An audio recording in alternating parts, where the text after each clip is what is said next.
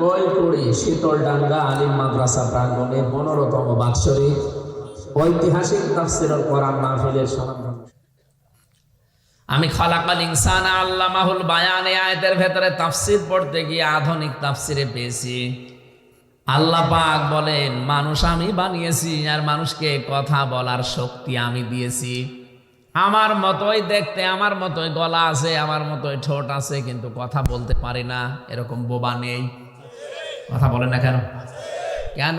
কারণ এই যে 27টা স্তর আছে এই কণ্ঠে, 27টা ধাক্কা লাগার পরে একটা কথা তৈরি হয়। এটা তো বিজ্ঞানের তথ্য, আর কোরআন হাদিসের বর্ণনা হচ্ছে প্রতিটি জায়গায় আল্লাহ একজন করে ফেরেশতা বসিয়ে রেখেছে। এর কাছে ও, ওর কাছে ও, ওর কাছে ও, এভাবে দিতে দিতে 27 নাম্বার ফেরেশতা কথাটা তৈরি করে বাইরে বের করে দেয়। অথচ এই কণ্ঠনালী জালেমরা এই 15.5 বছর আটক করে রেখেছিল। কথা বলে ঠিক কিনা? যে আল্লাহ আমাদেরকে বিশাল নিয়ামতটা আবার ফিরিয়ে দিলেন, যারা কথা বলতে পারেন, জবান খুলে একবার বলেন আলহামদুলিল্লাহ। দরুদ আর সালাম পড়ছি আমাদের নবী, মানবতার মহান শিক্ষক মুহাম্মাদুর রাসূলুল্লাহ সাল্লাল্লাহু আলাইহি ওয়াসাল্লামের প্রতি। আমার আজকের আলোচনার বিষয় তাকওয়া। কি বললাম? আমি এটার উপরে কথা বলবো। থাকবেন তো ইনশাল্লাহ, নাকি চলে যাবেন? হ্যাঁ, একটু থাকেন। যাওয়ার সময় আমার গাড়িতে আমার লিখিত জেলখানার বই আছে, পারিবারিক জীবন নিয়ে লিখেছি। স্বামী স্ত্রীর দাম্পত্য জীবনের কলহ এবং তার সমাধান কি হবে, কয়েকটা আছে। যাওয়ার সময় আপনি একটু নিয়ে যান, কাজে লাগবে। আমি যেহেতু দেখে দেখে লিখেছি, ওখানে 100 জনের প্রায় 60 জন তো হবেই। 100 জনের 60 জন মানুষ জেল খাটতেছে এই পারিবারিক জীবনের কারণে।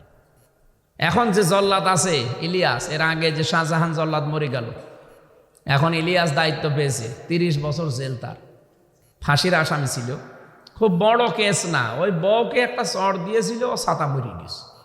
এই কারণে এখন জেল খাটছে 30 বছর। কি খুব বড় বিষয়? ওই স্বামী স্ত্রীর ভেতরে মিল ছিল, কিন্তু বউ আর শাশুড়ির ভেতরে মিল ছিল না। বলছে আমি টাকা পয়সা কামাই করি, সৌদি আরবে আমি 17 বছর ছিলাম, আমি কামাই করি টাকা পয়সা, আমার মাকে আর বোনকে দিলেই বর আর মন পাওয়া যায় না। বউ তখন রাতেও ঝামেলা করে, দিনেও ঝামেলা করে। আমি ওরে সংশোধনের জন্য একটা থাপ্পড় দিলাম, ও ছাতা দেখছি মরি গেছে। ওর বাবা মামারে কেস দিল, মামলা দিয়ে, যে মার্ডার মামলায় আমি আছি আজ 30 বছর, এখন আমার জেল খাটা লাগবে। এরকম বহু মানুষ এরকম জেল খাটতেছে খালি স্ত্রীর কারণে। আর এই স্ত্রীকে নষ্ট করার মূল হচ্ছে ওই স্ত্রীর মা আর ওর বড় বোন। এ জেলায় মনে হয় নেই। হ্যাঁ, সম্মানিত মা বোন যারা এসেছেন, আপনাদেরকে বলছি, মেয়েরা এসেছে, খালি নামাজ পড়া, রোজা রাখা আর কালো বোরকা পরা ইবাদত না। অতুইনু আলা দীনি যাওজাতিহা। তোমার স্বামী যদি দিনের কাজ করে, ইসলামের কাজ করে, মানবতার কাজ করে, তাকে সাহায্য করা লাগবে। এটা নেককার মহিলার 3 নাম্বার গুণ। অথচ বাংলাদেশে বহু মহিলাকে স্বামী বাইরে যায়, দিনের কাজে, ইসলামের কাজে, মানবতার কাজে সাহায্য করা দূরের কথা, আরো বাধা দেয়। না, সবই তোমার, আর দেশে মানুষ নেই। অথচ খাদিজাতুল কুবরা রাদিয়াল্লাহু তাআলা আনহা শুধুমাত্র স্বামীকে সাহায্য করার কারণে, স্বামীর খেদমতের মাধ্যমে আল্লাহ তাকে জান্নাতে ঘর বানিয়ে সুসংবাদ পাঠিয়েছেন। এই একটাই মহিলা যাকে আল্লাহ সালাম দিয়েছেন, আর জান্নাতে তার জন্য একটা ঘর বানানো আছে, এই সুসংবাদ দিয়েছেন জিবরাইলের মাধ্যমে। সুবহানাল্লাহ বলতে পারেন নাই? অথচ খাদিজার পুরা জীবন পড়েন, তিনি জীবনে 1 ওয়াক্ত নামাজ পড়েননি, রোজা রাখেননি, হজ করেননি, যাকাতও দেননি, কারণ বিধানগুলো তার ইন্তেকালের পরে সব নাজিল হয়েছে। যে মহিলা জীবনে নামাজ পড়লো না 1 ওয়াক্ত, রোজা রাখলো না একটা, নামাজ পড়ে নাই, রোজা রাখে নাই, হজও করে নাই, যাকাতও দেয় নাই, শুধু স্বামীকে দিনের কাজে সাহায্য করেছে, তার অর্থ সম্পদ যা ছিল সব স্বামীর পায়ে ঢেলে দিয়েছে, স্বামীকে সহযোগিতা করেছে, উৎসাহ দিয়েছে, অভয় দিয়েছে, এমনকি স্বামীর জন্য রাত জেগে দরজার সাথে পিঠ লাগিয়ে ঘুমিয়েছে। এই স্বামীর কারণে আল্লাহ তাকে এমন একটা জান্নাত দিয়েছে, জান্নাতে আলাদা ঘর এই একটা মহিলার জন্য। সুবহানাল্লাহ বলতে পারেন নাই? তা আপনি কারে অনুসরণ করেন? খালি নামাজ পড়ে রোজা রেখে আর কালো বোরকা পরে জান্নাতে যাবেন? স্বামী যাদের আছে এটাকে মহারথী মনে করবেন, বিশাল জিনিস। আপনি হয়তো বোঝেন না যে স্বামী কি। এই জন্য পুরা কোরআন শরীফ দেখবেন যেখানে মহিলাদের স্বামী আছে সেই মহিলার নাম আল্লাহ কোরআনে দেয়নি, কিন্তু যেই মহিলার স্বামী নেই সেই মহিলার নাম আল্লাহ কোরআনে দিয়েছে। একটা মহিলার স্বামী ছিল না, নাম কি? মারিয়াম। নাম কি? এই মারিয়ামের নাম আল্লাহ কোরআনে দিয়েছেন, সূরা পর্যন্ত দিয়েছেন। কিন্তু যাদের স্বামী ছিল, স্বামী খারাপ হোক, কিন্তু তাদের নাম আল্লাহ সরাসরি কোরআনে দেয়নি। ফেরাউন নাম দিয়েছে, কিন্তু ফেরাউনের স্ত্রী আসিয়ার নাম নেই। ইমরাআতা ফেরাউন আছে। কথা বলেন না কেন? যত মহিলার নাম আমি পেয়েছি, আবু লাহাব খারাপ ছিল, তার স্ত্রীও খারাপ ছিল, কিন্তু স্বামী আছে। এই জন্য আবু লাহাবের স্ত্রী উম্মে জামিলে নামটা কোরআনে নেই, নাম আছে ইমরাআতুহু, তার স্ত্রী। যেখানে এই কোরআন শরীফের স্বামীর নাম, স্ত্রী যার স্বামী বেঁচে আছে তার নাম সরাসরি আল্লাহর নামটা না দিয়ে জমির হিসাবে তাকে ইঙ্গিত দিয়েছেন। তাফসিরে পড়েছি এই কারণে, এই পৃথিবীর মেয়েরা সবচাইতে দামি সম্পদ আপনার জন্য আপনার স্বামী। মাথার উপর থেকে ছায়াটা সরে যাক, দেখেন কত রকমের উল্টাপাল্টা কথা সমাজে শোনা লাগে। অথচ বহু মানুষ এখন বিনা কারণে স্বামীর থেকে ডিভোর্স চায়। কথা বলছেন এখন? এই 24 সালের রিপোর্ট বেরিয়েছে, বাংলাদেশে এখন ডিভোর্সের সংখ্যা দিন দিন বাড়ছে। এর পেছনে যতগুলো কারণ, তার অন্যতম কারণ হচ্ছে স্বামীর মর্যাদা না বোঝা। আসিয়া এত বড় হারামি খারাপি, এত বড় খারাপি স্বামী পাওয়ার পরও জীবনে স্বামীর জন্য তিনি বরদোয়া করেননি। তিনি বলেছিলেন, ইযে ক্বালাত রাব্বি বিনিলি ইনদাকা বাইতান ফিল জান্নাহ ওয়া নাজ্জিনি মিন ফিরআউনা ওয়া আমালিহি ওয়া নাজ্জিনি মিনাল কওমিজ যালিমিন। আরবি গ্রামার যারা জানে এখানে নি একালিপ করে টান আছে দুইটাই। অথচ এই দোয়াটা তিনি কখন করছিলেন? হাতের ভেতরে স্বামী ব্রেক লাগিয়েছে, পায়ের ভেতরে ব্রেক লাগিয়েছে, মাথার উপরে গরম তেল ঢেলে দিচ্ছে। এই কঠিন মুহূর্তেও হযরতে আসিয়া তিনি স্বামীর জন্য বরদোয়া দেয়নি। বলেছে, রব্বুল আলামিন তুমি জান্নাতের ভেতরে আমার জন্য একটা ঘর বানিয়ে দিও। এই মহিলা আল্লাহর কাছে একটা ঘর চেয়েছে, আর খাদিজাতুল কুবরার জন্য আল্লাহ আলাদাভাবে ঘর বানিয়ে সুসংবাদ পাঠিয়েছে। দুইটাই স্বামীর কারণে। ওটা স্বামীর খেদমত এত বেশি করেছিল, স্বামীর জন্য যে ঘরটা ছিল হযরতে খাদিজাতুল কুবরার স্বামী মুহাম্মদুর রাসূলুল্লাহর ঘর। হযরতে খাদিজা বলেন, আমার ঘরটা আমি নয়েজ মুক্ত, আওয়াজ মুক্ত করে রাখতাম। স্বামী বাইরে থেকে এসে যেন অন্তত শান্তি স্বস্তি একটু নির্মল পরিবেশ পায়। অথচ এখানে বহু স্বামী আমরা বসে আছি, সারাদিন বাইরের কাজকর্ম করে এসে বাড়িতে একটা নয়েজ মুক্ত আওয়াজ মুক্ত ঘর পাবেন, পরিবেশ পাবেন না। বাড়িতে আসলে মনে হয় ঘরটা এখন জাহান্নাম বানিয়ে রেখেছে। কারা কারা এই ঝামেলায় আছেন হাত তোলেন তো। আরে পুরুষ মানুষ আপনি, আরে বাবা যাক আলহামদুলিল্লাহ। আমি মেয়েদেরকে বেশি বলে ফেললাম, মা বোনেরা আমাকে মাফ করে দিন। এই এলাকায় ওইরকম স্বামী নেই আলহামদুলিল্লাহ। মেয়েরা সব জান্নাতি মেয়ে। আমার মনে হয় পুরুষ মানুষের তাহলে উল্টা করে বলার দরকার। এখন এরা যৌতুক নিয়ে বিয়ে করেছে না, এই এলাকায় যৌতুক নেই।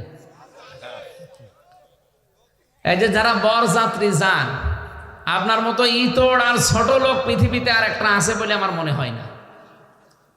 কারণ বরযাত্রী ইসলামে নেই। ইসলামে আছে অলিমা। ইসলামে কি আছে বলেন বলেন? আপনি কোথায় যান? বরযাত্রী ওটা হিন্দুদের কালচার। ওরা মেয়েকে বিয়ের দিন সব দিয়ে দেবে, এই জন্য যা পারে দিয়ে দেয়। তা আপনি কোথা থেকে নিলেন এটা? এখানে যারা বিয়ে করেছেন আর যারা বিয়ে সামনে করবেন, ডবল করেন আর একটা করেন।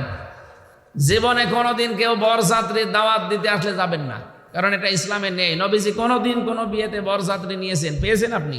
উনি অলিমা করেছিলেন। কি করেছিলেন বলেন তো? অলিমা ছেলের বাড়ি হয় না মেয়ের বাড়ি? মেয়ের বাড়ি। এলাকার মানুষ তোমার বিয়ে সাথে বন্ধ করে দিয়েছে। হ্যাঁ, অলিমা ছেলের বাড়ি হয় না, মেয়ের বাড়ি, ছেলের বাড়ি। এই জন্য ছেলের বাবা যারা আছেন, এখন দরকার হয় মেয়ের বাড়ি থেকে আরো 100-150-200 মানুষ নিয়ে আনবেন, নিজের বাড়ি আরো 200-500-600 মানুষ নিজে খাওয়াবেন। না বিয়ায় কিছুই নেব না, খালি 200 মানুষ খাওয়াবেন। ওর মুখ ভেঙে ফেলা দরকার শয়তান। এত কষ্ট করে 18-20 বছর 25 বছর মানুষ করে মেয়েটা দেখছে, আবার যৌতুকের জন্য 200 মানুষ খাওয়াতে বলে। আপনি মানুষ? মেয়ের বাড়ি থেকে যদি চেয়ে জোর করে কেউ একটা পান খায় তাও হারাম হবে, আরো 200 মানুষ খাওয়াচ্ছে, আমাদেরকেও গুনাহ করাচ্ছে। এই জন্য আজকে থেকে জীবনে যতদিন বেঁচে আছি কোনোদিন আর বরযাত্রী যাব না। কি পারবেন না? না, এ এলাকায় মনে হয় শুনবে না। এই বরযাত্রী যাবেন না কারা কারা হাত তোলেন তো, দেখেন তো হাত তোলেন কে? এই যে আল্লাহর ওলি বরযাত্রী যাবে, ঠিক আছে। হ্যাঁ, আপনি কি ঘুমিয়ে পড়লেন? অলিমা করবেন এখন থেকে, রাজি আছেন আপনারা? আর যে টাকা নিয়েছেন শ্বশুরের কাছে ফেরত দিয়ে দেবেন। কি আমি ইয়ার কি মারছি না, হাসির ছলে কথা বললো, এগুলো গুরুত্বপূর্ণ বিষয়। আপনি হারাম খেয়ে জাহান্নামে যাচ্ছেন। যে 10 জন 50 জন 200 জন খাওয়িয়েছেন, ওই টাকা ফেরত দেওয়া লাগবে শ্বশুরকে। কারণ যে মেয়েটা আপনাকে দিয়েছে, ওই মেয়ের পেছনে 18-20 বছর 25 বছর শ্রম দিয়েছে, অথচ সারা জীবন ওই মেয়ে খেদমত করবে, সব কিছু করবে আপনার, ওর মা বাবার কিচ্ছু করবে না। আমি বারবার বলছি এই কারণে, কারণ আমার 3টা মেয়ে, আমার ছেলে নেই, আমার বাঁচা লাগবে না। না, আমি হাদিস বললাম, এখন আমি যেহেতু হাদিসের ভেতরে পড়ে গেছি, আমার আল্লাহ বাঁচিয়ে দিয়েছে, আমার ছেলে নেই, আলহামদুলিল্লাহ, আমার আর বরযাত্রী খাওয়ানো লাগবে না। এখন অলিমা যারা করবে আমার জামাইয়ের বাড়ি করবে, কথা বলছেন এখন? হ্যাঁ, যাদের দেনমোহর বাকি আছে, যারা ফাঁকি দেওয়ার ধান্দায় আছেন, আপনি কিন্তু কিয়ামতে জেনাকারের কাতারে উঠবেন। আল্লাহ আমাদের হেফাজত করুন, বলেন আমিন। রাসূলুল্লাহর উপরে দরুদ আদায় করি। আমরা তেলাওয়াত করেছি 27 নম্বর আয়াতটা, এটা সূরা মায়েদার। আলোচনার বিষয় হচ্ছে তাকওয়া। আল্লাহ তাআলা বলেন, ইন্নামা ইয়াতাকাব্বালুল্লাহু মিনাল মুত্তাকিন, অবশ্যই আমি আমার মুত্তাকি বান্দাদের যা কিছু আছে এইগুলো কবুল করে থাকি। তাহলে আল্লাহর দরবারে কিছু যদি কবুল করাতে হয়, কি হওয়া লাগবে? মুত্তাকি। বলেন বলেন, মুত্তাকি কি? এটা কি খাওয়া লাগে না কেনা লাগে? এইটা জানা লাগবে আগে। পড়া কোরআন শরীফ পড়তে গেলে 29টা হরফ আগে জানা লাগে, আলিফ থেকে ইয়া পর্যন্ত। না জানলে আপনি পড়তে পারবেন? কি আশ্চর্যের বিষয়, পড়া কোরআন শরীফের এই 29টা অক্ষর দিয়ে আমাদের নবী, যিনি পৃথিবীর সব চাইতে বড় তাকওয়াবান, তাকে আল্লাহ মিন করেছেন প্রত্যেকটা অক্ষর দিয়ে। আলিফ দিয়ে আল্লাহ জানাতে চেয়েছেন আমার নবী আহমদ, বা দিয়ে আল্লাহ বলেন আমার নবী বাশির, তা দিয়ে আল্লাহ পাক বলেন আমার নবী মুত্তাকি, সা দিয়ে নবীজিকে আল্লাহ বলেছেন আমার নবী মুদ্দাসসির, জিম দিয়ে আল্লাহ পাক বলেন আমার নবী জামিল, হা দিয়ে আল্লাহ পাক বলেন আমার নবী হামিম, খ দিয়ে আল্লাহ পাক বলেন আমার নবী খাতামান নাবিয়্যিন। সর্বশেষ যে অক্ষরটা, ওইটাও খেলা করার জন্য না, ওইটাও আমার নবীকে আল্লাহ ডাক দিয়েছেন ইয়াসিন। আল্লাহ বলেন হে নেতা, আল্লাহর ঘোষণা দেওয়া নেতা একজন। এখানে কত মানুষ আমরা বুঝে হোক না বুঝে হোক এই বিশ্বাসে আছি যে সূরা ইয়াসিন পড়লেই 10 খতম কোরআন পড়ার সওয়াব হয়। কিন্তু এর ভেতরে 86টা আয়াত আছে, 86টা বিষয়ের ভেতরে প্রায় 77টা শিক্ষা আছে। এই শিক্ষাগুলো আপনার জীবনে থাকা লাগবে। একটা শিক্ষাও আপনি মানেন না, খালি ইয়াসিন পড়ে 10 খতম কোরআন শরীফের সওয়াব পাবেন। আপনি সওয়াব দিয়ে করবেন কি? সওয়াবগুলো ধরে রাখা লাগবে না। আয়াতুল কুরসি পড়লেই যদি আপনি মারা যান 5 ওয়াক্ত নামাজের পরে, আমরা সবাই জানি আয়াতুল কুরসির আমল থাকলে মরে গেলে জান্নাত হবে।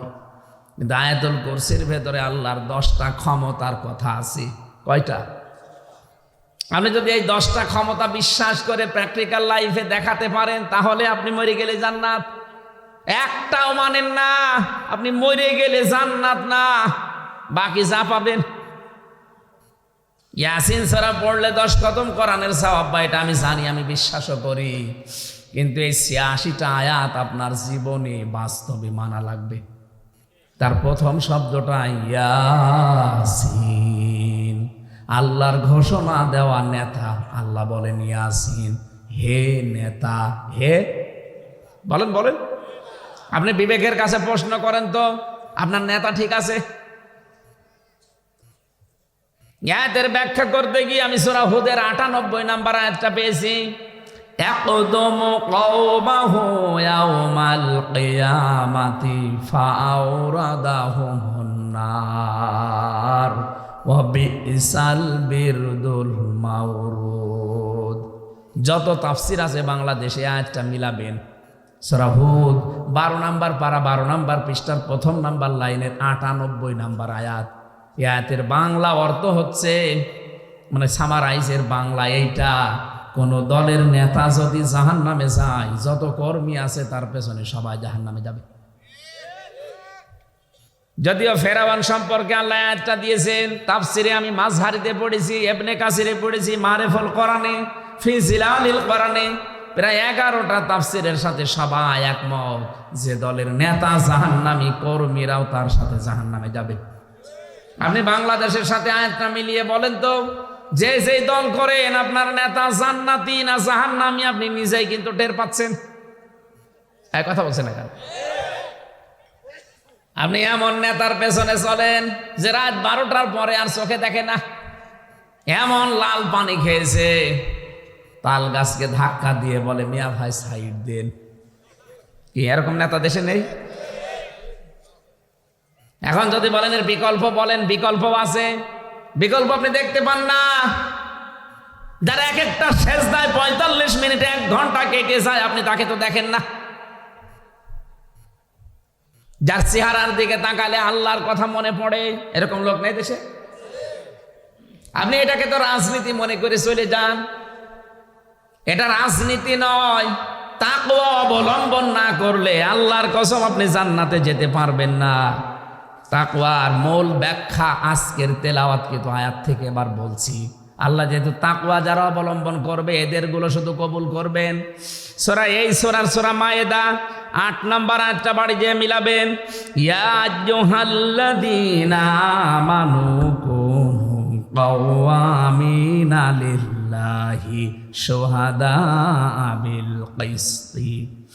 ও হে ঈমানদারেরা, তোমরা দাঁড়িয়ে যাও, আল্লাহর জন্য দাঁড়াও, সত্যের সাক্ষ্য দেওয়ার জন্য দাঁড়াও, ন্যায় এবং ইনসাফ প্রতিষ্ঠার জন্য দাঁড়াও। বিশ্বনবী মুহাম্মদুর রাসূলুল্লাহ নবুয়ত পাওয়ার আগে আল্লাহ তাকে 2টা গুণে গুণান্বিত করেছিলেন। একটা তিনি ছিলেন সত্যবাদী, আর একটা ছিলেন তিনি ন্যায় পরায়ণ। কথা বলেন না কেন? উনি এই 2টা বিষয় নবুয়ত পাওয়ার পরে পেয়েছেন না আগেই ছিল? নবুয়ত পাওয়ার আগেই তারা মক্কায় মানুষ বলতো আল-আমিন আস-সাদিক।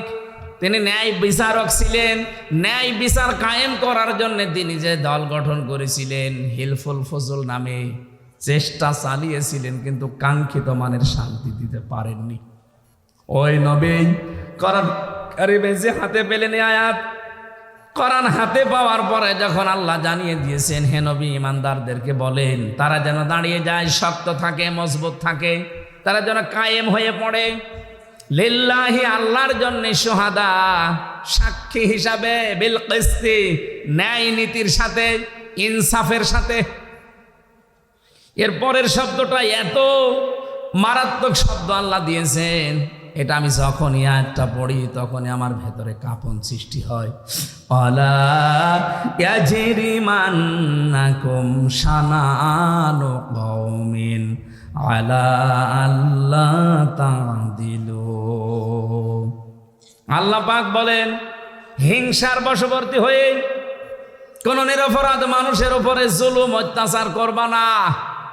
খুব ভালো করে মিলান। সেই 1971 সালে, 1947 সালে কে কি করেছে, সেই দোষ যদি 2024-এ আমার উপরে দিয়ে কেউ বিচার করে, এটা কি বিচার হইল? অথচ এই যে আলেমদেরকে অধিকাংশ যাদের ফাঁসি দিলেন, একটাও তো দেখা সাক্ষী আমরা দেখলাম না। অধিকাংশ গুলো সব শোনা সাক্ষী। সাক্ষী এখানে সোহাদা আছে। সাক্ষী মানুষ দেয় কি দেখে না শুনে? কথা বলেন না কেন? সাক্ষী দেওয়া লাগে দেখে দেখে, শুনলে সাক্ষী দেওয়া যায় না। অথচ যত সাক্ষী আমরা দেখলাম, আন্তর্জাতিক অপরাধ ট্রাইব্যুনালে যাদেরকে সাক্ষী দিতে নিয়ে যায়, বলে কি শুনেছেন না দেখেছেন? বলে দেখেছি, শুনেছি। কারণ আমার জন্ম সময় হয়নি, আমার জন্ম হয়েছে 1975 সালে, আর আমি সাক্ষী দিয়েছি 1971 সালে। আমাকে বেশি বলে ফেলছি, এটা হয়েছে। আর দু একজন যে দেখা সাক্ষী যারা দেবে, তাদেরকে আদালত প্রাঙ্গণ থেকে হাইজ্যাক করে নিয়ে গেছে ভারতে। আমি আল্লামা সাঈদী সাহেবের ওই সাক্ষীর কথা বলছি। শোকরঞ্জন বালি কেন থেকে হাইকোর্ট থেকে আপনি নিয়ে চলে গেলেন ভারতে বলেন? তার এখান থেকে ছিনতাই করে গম করে নিয়ে গেলেন কোথায়? ভারতে। কোথায় পাওয়া যায় তাকে? জেলখানায়। আমি প্রথমে জেলখানায় যেয়ে দেখি 2 জন ভারতের লোক। কি গো কথা বলে হিন্দিতে, কোথায় বাড়ি আপনার? যে ভারতের আসামি। বিএনপির সালাউদ্দিন আহমেদকেও রেখেছিলেন আপনি গম করে ভারতের কারাগারে। এই যে যেই মানুষটাকে সাক্ষী দিতে এসেছে লোকটা দেখা সাক্ষী, হ্যাঁ শোনা সাক্ষী দিয়েছে, আপনি গ্রহণ করে নিলেন। আর একটা দেখা সাক্ষী দেবে, তার আপনি গম করে দিলেন। আল্লাহ পাক বলেন, হে পৃথিবীর মানুষেরা, তোমার তাহাজ্জুদের নামাজ, তোমার দান সাদগা, তোমার এই হজ, তোমার ইবাদত বন্দেগী কবুল করাতে চাও, ইন্নামা ইয়াতাকাব্বালুল্লাহু মিনাল মুত্তাকিন, আরে আমি তো শুধু মুত্তাকিদের ইবাদত বন্দেগী কবুল করে থাকি। আদম আলাইহিস সালামের সন্তানদের কাহিনী যদিও আল্লাহ শুনিয়েছেন, কিন্তু মেন বিষয় এইটা। 2 জন মনে করেছিল আমারটাই কবুল হবে ওই জামানায়। আল্লাহ পাক বলেন, আতবা আলাইহিম নাবা আবনাই আদম বিল হক। হে নবী, আপনি তেলাওয়াত করে আপনার উম্মতদেরকে আদম নবীর সন্তানদের কাহিনীটা শোনান। ইদ ক্বাররাবা কুরবানান ফাতুকব্বিলা মিন আহাদিহিমা ওয়া লাম ইউতাকাব্বাল মিনাল আখার ক্বালা লা আকতুলান্নাকা ক্বালা ইন্নামা ইয়াতাকাব্বালুল্লাহু মিনাল মুত্তাকিন। তাদের 2 জনের কোরবানির নিয়মটা আল্লাহ জানিয়েছেন। তাদের শরীয়তে ছিল চাটিয়াল ময়দানে পশু জবাই করে রেখে আসতো। যার টাকা হালাল, যারটা কবুল হওয়ার মতো, তারটা আকাশ থেকে আগুনের ঝলক এসে পুড়িয়ে ফেলতো। একজনেরটা কবুল হয়েছিল, কাবিলেরটা, হাবিলেরটা। কাবিলেরটা কবুল হয়নি। ও তখন উদ্যত হয়েছে হত্যা করার জন্যে। হযরতে হাবিল ডাক দিয়ে বলেছে, ভাই আমারটা আল্লাহ কবুল করে নিয়েছে, আপনারটা কবুল হয়নি, এটা তো দোষ আমার না, এ দোষ তো আপনার নিজের। আপনার কর্মপন্থা ঠিক করেন, আপনার জীবনকে পরিষ্কার করেন, আল্লাহর বিধিবিধানের দিকে ফিরে আসেন। তিনি বললেন, ইন্নামা ইয়াতাকাব্বালুল্লাহু মিনাল মুত্তাকিন, আল্লাহ তো শুধু কবুল করে থাকে এই পৃথিবীতে মুত্তাকি যারা, তাদের ইবাদত বন্দেগী আমল আখলাক। জোরে বলেন সুবহানাল্লাহ। এজন্য একজনের দোষে যদি হিংসার বশবর্তী হয়ে অন্য জনের উপরে আপনি শাস্তি দেন, আল্লাহর কসম, যে যেখানে বসে এই কাজ করবে আল্লাহ তাকে ওই পরিমাণের শাস্তি দুনিয়ায় দিয়ে মরণ দেবে। এজন্য ওয়ালা ইয়াজরিমান্নাকুম, সাবধান, একজনেরটা আর একজনের উপরে তুলবা না হিংসার বশবর্তী হয়ে রাগ করে। অথচ এই 53 বছর তো এইটাই চলছিল, শুধু রাগের বশবর্তী হয়ে একজনের দোষ আর একজনের উপরে চাপিয়ে তারে কালার করে দেয়, তারে শাস্তি দেয়। এ দিল, সাবধান, ন্যায় বিচার কায়েম করো, ন্যায় বিচার কায়েম করো। হুয়া আকরাবু লিত্তাকওয়া, এইটাই তাকওয়ার নিকটবর্তী পন্থা। আমাদের বাংলাদেশে আজ যদি ন্যায় বিচার কায়েম হতো, তাহলে তাকওয়া কারে বলে আপনি দেখতে পেতেন। কারণ পৃথিবীতে যতক্ষণ মানুষ ন্যায় বিচার করে, আল্লাহ বলেন আমি ততক্ষণ ওই বিচারকের সাথে আছি। যখন ন্যায় বিচার বন্ধ করে মন মতো বিচার করে, তখন আমি আল্লাহ ওর দায়িত্ব ছেড়ে দেই আর ওই কাজটা ওর ওপরে ঘুরিয়ে দেই। এটাতে কত বাস্তব। এই 15.5 বছরে বিচারের নামে প্রহসন করেছেন যারা, দেখবেন যেখানে যা করেছিলেন হিংসার বশবর্তী হয়ে। আমরা দেশের মানুষ তো হিংসার বশবর্তী হয়ে করছি না, যা করছি সঠিকভাবে। আমার তো মনে হচ্ছে একেবারে মিলে যাচ্ছে। উনি ওখানে বসে বসে দেখতো, আমি কারাগারে দেখেছিলাম আমাদের ঘরের সামনে, বিশেষ করে ফাঁসির ওই কন্ডেম সেলে আমাদের প্রত্যেকের আলেমের সামনে সিসি ক্যামেরা লাগিয়ে দিত। উনি নাকি সেই গণভবনে বসে বসে দেখতো এর সাথে কেউ কথা বলে কিনা। বিশেষ করে মাওলানা মামুনুল হক আর হামজা, এই দুইজনের ওপর রাগ। আমরা কি আপনার পাতে গরম ভাতে ছাই দিয়েছি?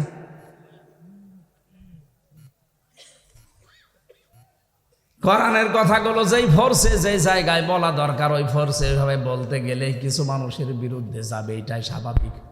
সবাই যদি ভালো বলে তাহলে মনে করবেন এটা মুনাফিক। কি নবীজি সবার কাছে ভালো হতে পেরেছে? তা আমি কহাবো কি করে? এই জন্য আল্লাহর দরবারে কিছু কবুল যদি করাতে হয় আমাদের ন্যায় বিচারের দিকে এগিয়ে যেতে হবে। আর ন্যায় বিচার কায়েম হবে তখন যখন এই কোরআন বিচার ব্যবস্থায় যাবে। আর আমরা এইটাই চাই। ওই মানুষগুলোকে আল্লাহ অপমানজনক শাস্তি রেডি করে রাখে। বাংলাদেশে জালেমদের জন্য অপমানজনক শাস্তি দেখতে পাচ্ছেন না? কালামানিক কলার পাতায় শুয়েছিল, ওর বিসি পর্যন্ত উড়ে গেছে।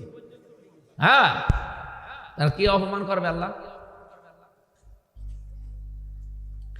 এরপরও যদি এখনো পর্যন্ত যারা অনুসরণ করবে জালেমদের, এরকম মন মানসিকতা আছে অনেকের, আপনার এখনো যদি হোশ না ফেরে আবার কবে ফিরবে?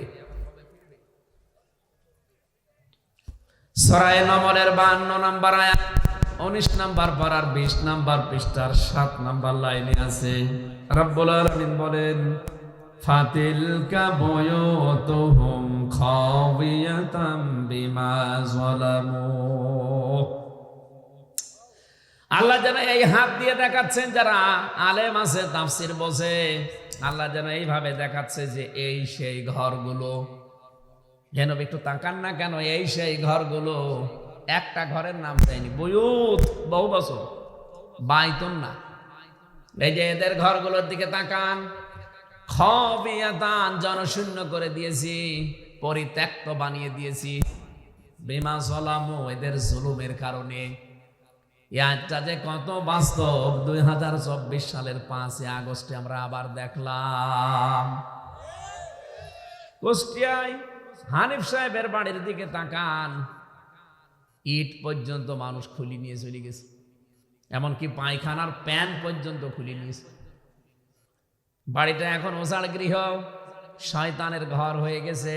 শয়তানও মনে হয় থাকে না ভয়তে, কারণ এক একবারে 8-9 জন করে যে পোশাক করে, শয়তান থাকবে কি করে? শুধু এতটুকুই শেষ না, সারা দেশে আমি যাচ্ছি কম বেশি, সারা বাংলাদেশের একই অবস্থা। জালেমদের বাড়ি ঘর আজ পরিত্যক্ত। নওগাঁতে মনে হয় ছেড়ে দিয়েছেন, এ জেলাতেও জালেমদের বাড়ি ঘর আমি খোঁজ নিয়েছি, নেই। আপনাদের পাশের থানার মনে হয় মন্ত্রী ছিল যে একজন দাদা বাবু, ও এই থানার না, নিয়ামতপুরে। আল্লাহর ওলিকে দেখলাম কোর্টে তুলতেছে, হায় রে শরীর বানিয়েছে, দুলতে দুলতে উঠতেছে।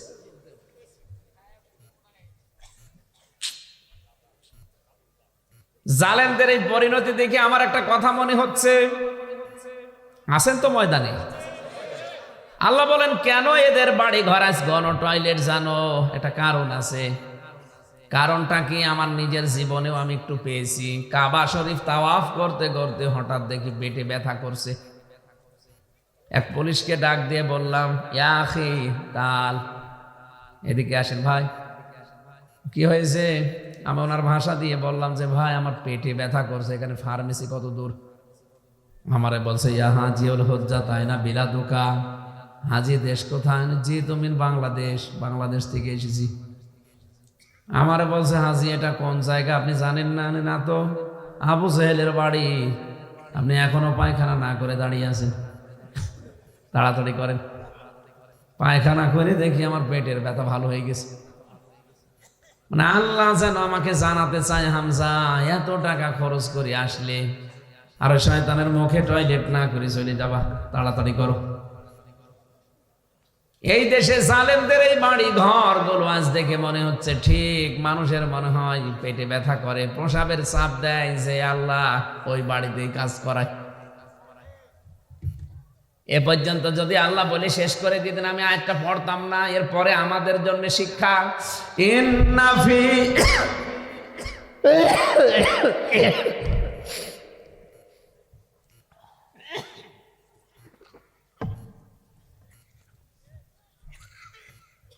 কোরআন শরীফ তো ভিজে যাচ্ছে,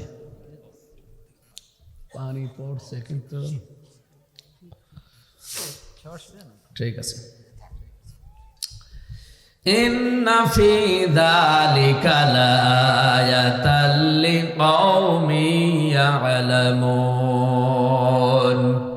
বক্তব্য শুরু করেছেন আল্লাহ ইন্না দিয়ে, মাঝখানে লামে তাকিদ আছে, দুইটা গ্যারান্টি দিয়ে আল্লাহ বলেন অবশ্যই এর ভেতরে শিক্ষা আছে যারা জ্ঞানী তাদের জন্য। সুতরাং বাংলাদেশে যারা জ্ঞানী মানুষ আমরা, আমাদের শিক্ষা কি? জালেমদের এত বড় বিশাল 15.5 বছরের শিকড় আল্লাহ যদি কেটে তাদের বাড়ি ঘর পর্যন্ত পরিত্যক্ত বানিয়ে দিতে পারে, আগামীতে বাংলাদেশের ক্ষমতায় যারা বসবেন তারাও যদি জাতির সাথে জুলুম করেন, আপনার বাড়িও কিন্তু 5 বছর পরে উজাড় গৃহ হয়ে যাবে। আমি আশা করি আমি বোঝাতে পেরেছি। এরপরও যদি না বোঝার ভান করে থাকেন, এদিকে আসেন আসেন।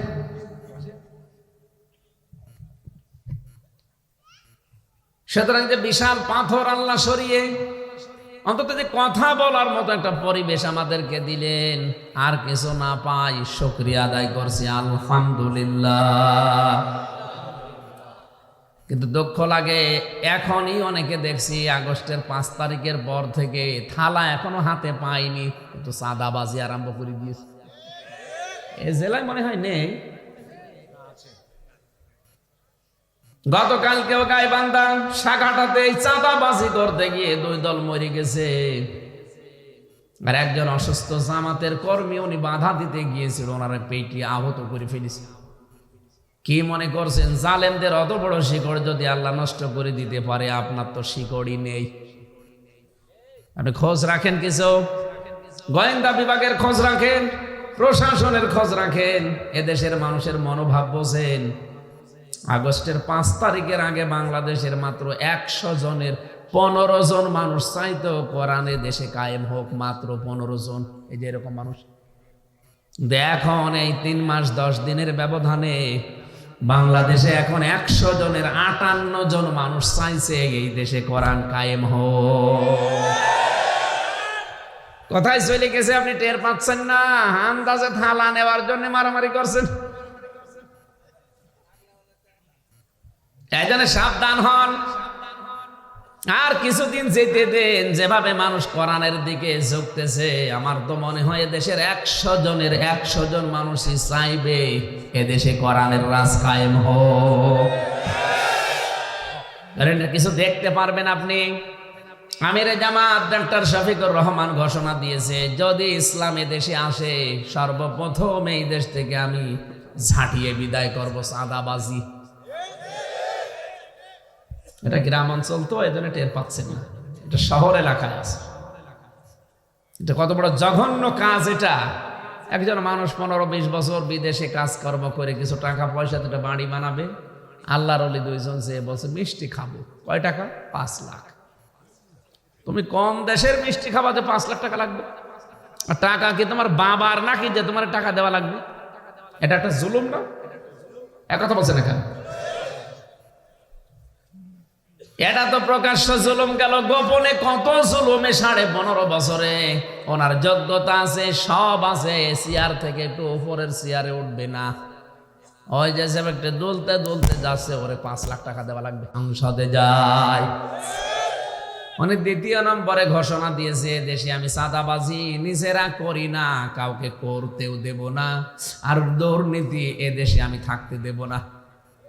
আল্লাহর ওলি একটা, তার সাথে আমি ছিলাম জেলখানায়, দেখেছি তার ইমানের, তার আমলের, তার তাওয়াক্কুল, তার আল্লাহর প্রতি যে ভরসা, ইখলাস ভেতরে নিয়ে যে কাজ কারবার গুলো করে, আমি নিজে সাক্ষী। এই জন্য বলছি তার কথাগুলো আল্লাহ মনে হয় কবুল করবে। আমি প্রমাণ দিচ্ছি সূরা কাসাসের 5 নম্বর আয়াত থেকে, অনুরিদু আন্না মুন্না আলাল্লাযীনা ইসতুযইফু ফিল আরদি ওয়া নাজআলাহুম আইম্মাতাও ওয়া নাজআলাহুমুল ওয়ারিসিন। রব্বুল আলামিন বলেন, ওই জামানায় ফেরাউন একটা দলকে কোন ঠাসা করে রেখেছিল, জুলুম অত্যাচার নির্যাতন করে তাদেরকে ছোট করে রেখেছিল। সেই দলটা ছিল মুসা নবীর দল। কোন দল? আপনি ওই হাজার হাজার বছর আগের এই কাহিনীটা কোরআনে আল্লাহ খেলা করার জন্য দেয়নি। একটু মিলান তো আজ বাংলাদেশের সাথে। এই 54 বছরে জালেমরা, সে যারাই যাক, প্রতিটি জালেম বাংলাদেশে একটা দলকে টার্গেট করে কিন্তু দুর্বল করে রেখেছে, কোন ঠাসা করে রেখেছে। এই কথা বলেন না কেন? অন্যদিকে মন না নিয়ে একটু মিলান, কোরআনের আয়াত 100 ভাগ মিলে যাবে। হাজার হাজার বছর আগে ফেরাউন যা করেছিল, এই 54.5 বছরে অনেক ফেরাউন তাই করেছে। একটা দলকে ওরা টার্গেট নিয়ে এত জুলুম, এত অত্যাচার, নির্যাতন করে কোন ঠাসা করে ফেলেছিল। জাতি থেকে একেবারে আলাদা করে দিয়েছিল বিভিন্ন মিথ্যা জিনিস দিয়ে। এতদিন ছড়িয়েছে নাকি এরা রাজাকার। কই, আপনারা নিজেরাই তো রাজাকারের তালিকা পেশ করলেন। রাজাকারের তালিকা নিজেরাই বানিয়েছেন আপনারা। সেখানে 10,000 রাজাকারের ভেতরে 8,060 জন আওয়ামী লীগের, মাত্র 37 জন জামাত ইসলামের, তাও 11 জন মরে গেছে। আপনার বিবেকে কি বলে বলেন তো? আপনি কারে দায়িত্ব দিয়ে এই পত্র বানালেন? তো পুরাটাও যদি সত্য হয়ে থাকে তাহলে আপনারা 8,060 জন, আর এতদিন খালি মানুষকে শুনিয়েছেন যে আমরা মুক্তিযোদ্ধার পক্ষের লোক। সিটারে করার জায়গা পান না। এদেশে যে আপনারা সিটার বাটপার সবাই এখন জানে। সারা বাংলাদেশে একই আওয়াজ উঠছে, এই দেশে যদি দেশ প্রেমিক থেকে থাকে তাহলে ইসলামপন্থী মানুষেরা, বাকি যারা সব এরকম ভুয়া। আজকে প্রথম আলো ফকির আমার দেশ দেখেননি, কি একটা মেসাকার করেছিল। এতটুকুই না, উনি নাকি দিল্লি যাওয়ার পরও ঘোষণা দিয়েছে যে ওই বাংলাদেশকে অ্যাটাক করেন। কি আশ্চর্য মানুষ! এতদিন কি দেশপ্রেম দেখিয়েছে, এ দেশ আমার বাবার দেশ। কি করলেন বাবার দেশে? এত মেসাকার করার পরও হয়নি। 2,732 জন মানুষ মেরে ফেলেছে। 2780 জন মানুষ হাসপাতালের বেডে, হাত পা চোখ অন্ডকোষ হারিয়ে গেছে। এরপরও ওনার স্বাদ মেটে নাই। ওখানে যে অনেকে আদেশ দিয়েছে যে বাংলাদেশ মেসাকার করে দিন। বলেন নাউজুবিল্লাহ। আল্লাহ আমাদের বাঁচিয়েছে। প্রথম আলো পত্রিকার আজকে কি আমার দেশ পত্রিকার পুরা রিপোর্ট আমি আজকে দেখেছি। সাংবাদিক একেবারে ভিডিও আকারে দেখাচ্ছে, উনি জানাচ্ছে এইটা যখন উঠবে তখন 14টা ব্যাগ নিয়েছিল হেলিকপ্টারে। একটা মানুষের সাথেও কোনো কথা বলে নাই, খালি বারবার জিজ্ঞাসা করছে আমার ব্যাগগুলো উঠেছে। বলে হ্যাঁ ঠিক আছে চলেন। আর কারোর সাথে কথা বলে না। আপনার ব্যাগের দরকার এত? কি জীবন আল্লাহ আপনাকে দিয়েছে, এবার আপনি টের পাবেন। 2 দিন আগে শুনলাম ঘোষণা দিয়েছে যে না, আমি অঘোষিত জেলখানায় আছি, আমার আর ভালো লাগে না, মরতে হলে দেশে যেয়ে মরবো। আসেন, আপনি চট করে আসবেন আর ফট করে আমরা আয়না ঘরে ঢুকিয়ে দেব। কি কষ্ট মানুষকে যায় না ঘরে দেয়। আমি তো মিনিটায় ছিলাম 10 দিন, বেগটায় যেতে পারিনি। এত কষ্ট মানুষকে দেয় হয় ওখানে। মানুষের বিবেক মেনে নেয় কি করে? আমার তো ছোট মানুষ ধরে না। এমনিতে একটা মানুষকে মাটির নিচে 2 দিন 5 দিন রাখলেই তো লোকটা পাগল হয়ে যাওয়ার কথা। অথচ একটা মানুষ আজ 10 বছর 12 বছর 14 বছর পড়ে আছে দুনিয়ায়, কেউ জানে না। নখগুলো হয়ে গেছে এত বড় বড়, মাথার চুল দাঁড়িয়ে গো, বাকিগুলো বললাম না, এত বড় বড়, মনে হচ্ছে জঙ্গল থেকে মানুষ আসতেছে। এ নখ দিয়ে কেউ কেউ লিখে রেখেছে যে ভাই যদি কেউ বাইরে যেতে পারেন অন্তত এই নাম্বারটা জানাবেন যে এই নাম্বারের লোকটা এখনো বেঁচে আছে।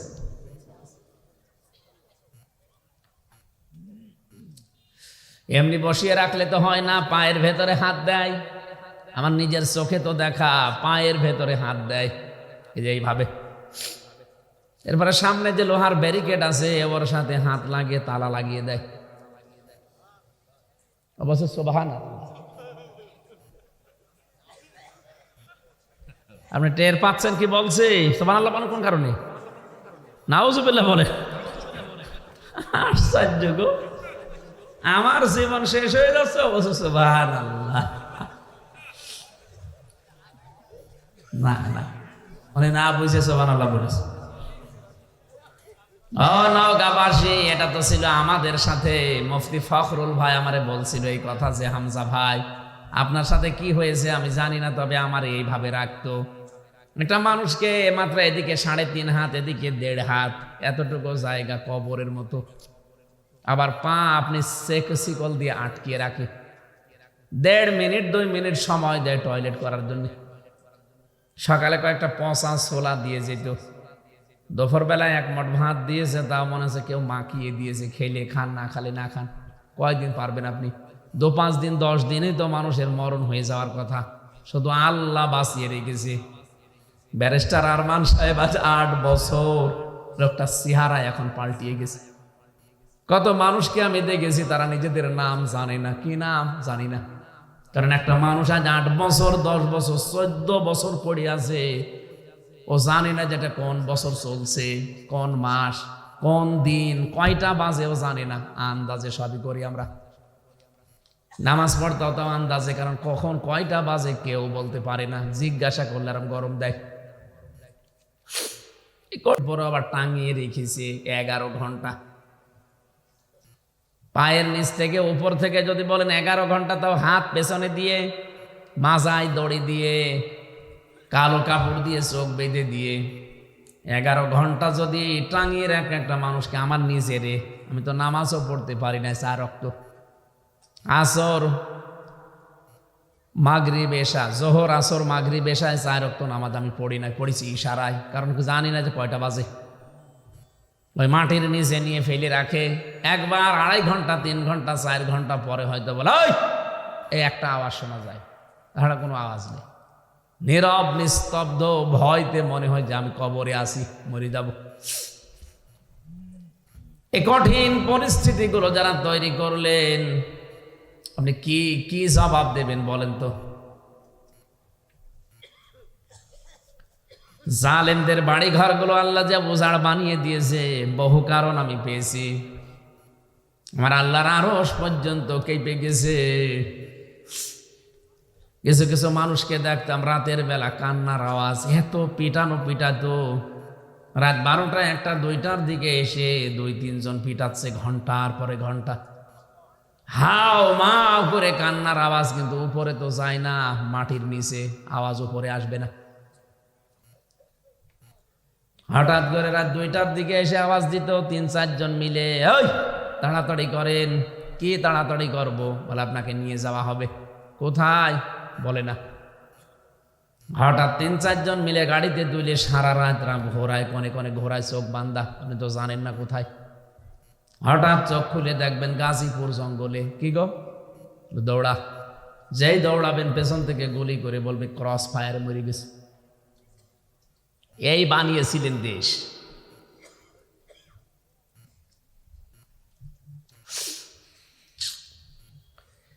এই কঠিন পরিস্থিতির কিছুটা হলো আমি যেহেতু টাচ পেয়েছি, আর সবচাইতে বেশি কষ্ট পেয়েছিলাম রিমান্ডে। আল্লাহ পাক যেন এই ধৈর্য সহ্যগুলো আমাকে দিয়েছিলেন, তার ওসিলায় যেন আল্লাহ আমার কিছু গুনাহ মাফ করে দেন। কত মানুষের এই দুঃখ কষ্ট দেখে মাঝে মাঝে ভাবতাম, আল্লাহ যারা দায়িত্বে পালন করে, বিশেষ করে যে 8 ঘন্টা করে ডিউটি, এরা তো বাইরে যায়, ওরা বাইরে যে মানুষের সাথে কথা বলে কি করে, ওরাও তো স্বামী স্ত্রী আছে, ওরাও তো ছেলে মেয়ে আছে, বাবা মা আছে, ওরা তো বন্ধু বান্ধবের সাথে মেশে, কি করে মেশে, যে দৃশ্য দেখে গেল কালকে তো আবার আসবে ডিউটিতে। ওর কি বিবেকের উপরে কুকুর প্রসাব করেছে না বিবেক মরে গেছে? নওগাঁবাসী, আল্লাহ বিশাল পাথরটাতে সরিয়ে দিয়েছে। জীবনে আমি যদি আর কিচ্ছু না পাই, এ জালেম যে পালিয়েছে এইটাই আমার জীবনের বড় সান্ত্বনা। আমার কিচ্ছু চাই না। বাংলাদেশে দিয়েছে ইসলাম কায়েম নাও হয়, আমার দুঃখ নেই। আমার দুঃখ নেই এই কারণে যে মানুষগুলো আয়নার ঘর থেকে বেরিয়ে এসেছে। আপনি নিজেকে ওই জায়গায় দাঁড় করে একটু ভাবেন তো, কত কঠিন পরিস্থিতি তার জীবনে গেছে। যে লোকটা 14 বছর পড়ে আছে মাটির নিচে, আপনি 5 দিন থাকতে পারবেন? তাও খাবার দাবার যদি রাজকীয় দেয় তো হয়। কি খাবারের কথা বললেন দেখলেন না? সেদিন দেখলাম মির্জা আব্বাস সাহেব বিএনপির, উনি বলেছে আমি যদি বাংলাদেশে আর কিচ্ছু না পাই তবে জালেম পালিয়েছে এটাই আমার জীবনের সবচাইতে বড় পাওয়া। আর আমার জীবনের বড় পাওয়া আমার মনে হচ্ছে যে কথা বলতে পারছি, এটা আমার জীবনের বড় পাওয়া। কতবার এই নওগাঁ জেলা এসে কুষ্টিয়া থেকে এসে আমারে ঘরত দিয়েছে, কতবার এই 250 কিলোমিটার আসার পরও আমারে ঘরত দিয়েছে না, কথা বলতে দেব না।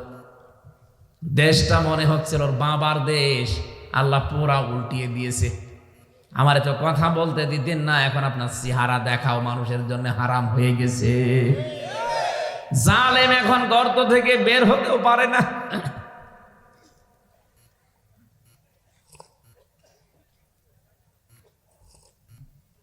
চর্ম চোখে বড় আশা আমার, আল্লাহ তুমি আর যাই করো 56,000 বর্গ মাইলে এই কোরআনের বিধানটা যেন চলছে দেখে মরতে পারি, বলেন আমিন। ইন্নাল্লাহা খাবীরুম বিমা তা'মালুন, তোমরা যা করো সব আমলের খবর আল্লাহ জানে। আমি আজকে আর চালাতে পারছি না এখনো, যেহেতু এসা পড়ি নাই, সময়ও নেই। আমি আজকের মতো শেষ করছি, আগামী থেকে আসলে আবার কথা হবে ইনশাআল্লাহ। আল্লাহুম্মা আমিন। রব্বির হামহুমা কামা রব্বায়ানি সগীরা। সুবহান রাব্বিকা রব্বিল ইজ্জাতি আম্মা ইয়াসিফুন ওয়া সালামুন আলাল মুরসালিন। আলহামদুলিল্লাহি রাব্বিল আলামিন। আসসালামু আলাইকুম ওয়া রাহমাতুল্লাহ।